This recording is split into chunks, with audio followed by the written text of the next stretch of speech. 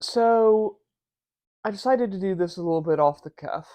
Um, I haven't given this too much thought over the course of this week, but I figured now was as good a time as any. I had some free time. I thought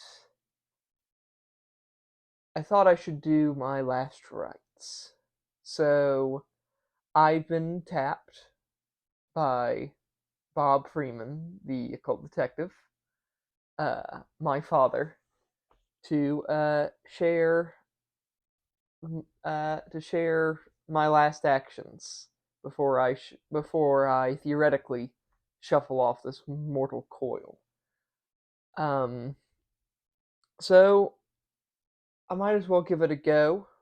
Like I said, I'll just sort of be brainstorming as I say them. Some of these might even change depending on which day you catch me. But I have the list right here. So what would my last meal be? Uh, to be honest, I'm thinking that um, it would probably wind up being some sort of meat and pasta hamburger helper type meal. In in all honesty, uh, I've recently been on a kick of eating those sorts of chicken bacon ranch and Swedish meatballs and these very hearty uh, noodles and meat meals. And I think my last meal would be something along those lines. Although, if I am going to shuffle off this mortal coil, uh, it might be worth wondering, is there anything that might trigger a happy memory for me that might uh, I suppose I won't need to worry about like dietary restrictions or anything. Uh, I can't eat gluten, but if I'm going to die, that might not matter.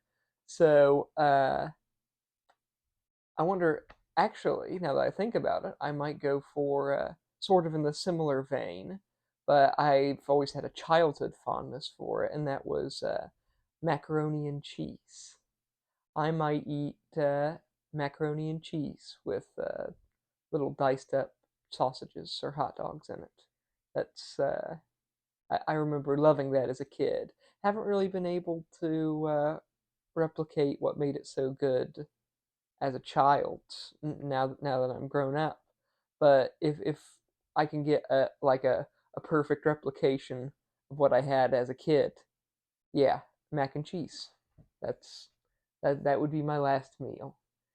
And now it gets a little bit harder actually because the last movie that I want to watch, that one is tricky. And this one is going to change based on the day that you catch me.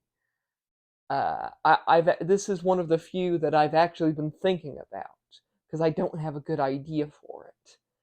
Uh, I've been trying to mull it over all day, and I've there are many options. I might want something spiritual, more something that stirs me and that gets me in the right mindset for whatever my demise should be.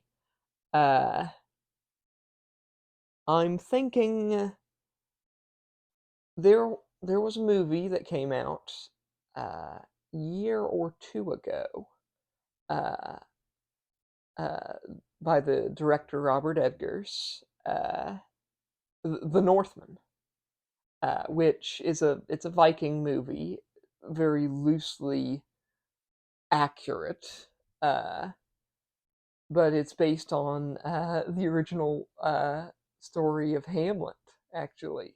The same source that inspired William Shakespeare's Hamlet inspired this movie, The Northman, which, while the trailers made it seem very action movie, very it's so cool and tough. There was a lot of depth to it, a lot of strangeness, and a lot of magic and mystery. Uh, and a great deal to be said for the spiritual aspects of the movie, of the various glimpses into the afterlife that were shown, and the the the strange movements of the divine beings throughout. I, I think that for today, for the Connor Freeman of this very moment, I would probably want to watch Robert Eggers' The Northman. Um, as for the last song I want to hear, that is very difficult. I, seeing as I'm not entirely certain what my favorite song is, that is hard to say. I know it doesn't have to be my favorite song. It can just be whatever song I want to hear as I pass on. And that's a tough one. That is very tricky. So I've always had a soft spot for Led Zeppelin's weird, uh, mystical, magical, loosely J.R.R. Tolkien inspired songs. Uh, by that I mean your Stairways to Heaven, uh, your Battle of Evermore's, and Battle of Evermore is at least my favorite Led Zeppelin song, if not my favorite song ever. I don't know what else it would be, but I think Battle of Evermore, having to deal so much with this very fantastical, mythical elements, and it has just this stirring. The band really comes together, and obviously the Battle of Evermore. It's the one of the few songs that we ever encounter where a non Zeppelin member takes part, right? Uh, Sandy Denny, who was amazing in that song, uh, and really stirring. She does a great job with Robert Plant. Very, very haunting in many ways. I think I would want to listen to the Battle of Evermore before I go, which plays somewhat nicely into the last book I want to read. There was no question. As soon as I heard it, I think I knew the last book I ever wanted to read uh, before I die. If I know I'm going to die, the last book I want to read, I think, is J.R.R. Tolkien's The Lord of the Rings. Not The Fellowship or Two Towers, or I want to read the entire thing, the book that Tolkien wrote before the editors diced it up into three. I want to read The Lord of the Rings from first page to the last. Uh, I think nothing has really affected me quite as much as reading The Lord of the Rings. It's it looms large on my mind almost every day. Thoughts and theories and what if scenarios, all sorts. And I am I am always moved by what Tolkien is able to do with words and with all these hopes and fears of his characters. And I think there are few things quite so fitting as being able to read that journey to the Grey Havens and and Frodo and Gandalf and all the ring bearers of Middle Earth departing for the West, right? Dying, right? Passing from this world into the next. I think if anything would prepare me for death, it would probably be that. It would probably be uh, the end of the Lord of the Rings. Uh, And so the final question for my last rites is, who is the first person that I want to meet on the other side? So that's a much that's a much more puzzling one, because obviously the implication is someone who's already dead, who's already passed on, who you want to meet, right? It could be someone you knew personally, or a famous person you think you'd get on with, anyone. But I think I'm going to turn this question on its head somewhat and introduce my belief that regardless of certain particular elements of the afterlife, I think that there's a certain timelessness that occurs in whatever is to come. Uh, and the media that I enjoy sort of replicates this. The stories that I read often have this bent of timeless and otherworldliness, and uh, certain, and some of my favorite stories ever. Obviously, Lord of the Rings isn't one of them, but be that as it may, uh, some of my favorite stories include this concept that in the afterlife there is no time, there is no concept of time, and that those who die before you or long after you are all united in this one moment, this one timeless instant of this afterlife, this great beyond. And so I'm going to say the first person I want to meet is, now I I am still young. I have not yet fallen in love or had a child.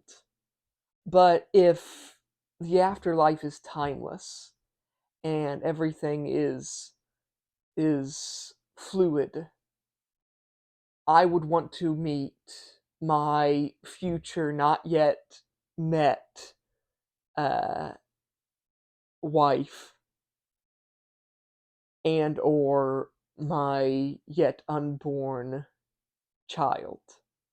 If I should be married, if I should have a kid in the future, I'd want to meet them. I'd want them to be the first. There's no guarantee that even if those things occur, that they would die before me, but they might. But even if they die after, everything would be timeless, and so I would still be reunited with them in the afterlife. So that's my cheating answer, is that I'd like to meet these people who I've not yet met. I've not yet met, but who I hope that I will know in the future, and who I know I will want to see again. I know they'll be the first people I want to meet on the other side. Was the people who will mean the most to me in the future. So so yeah, that's me playing with the question there. But yeah, those are my last rites. I Yeah, it's fascinating to think about, and once you get past the obvious morbid implications, uh, and the obvious morbid thoughts, and you learn to focus on the more fun, lighthearted elements, and also on the more spiritual, the more uplifting elements of it can kind of be fun thinking about. It's a very interesting. They're very interesting questions. Uh, Bob did an amazing job coming up with it. Uh, yeah, and yeah, those are my last rites. Uh, thank you for watching me detail my last actions on this earth. And yeah, thank you very much. I don't actually say this a lot at the end of my videos, but uh, be sure to like and subscribe.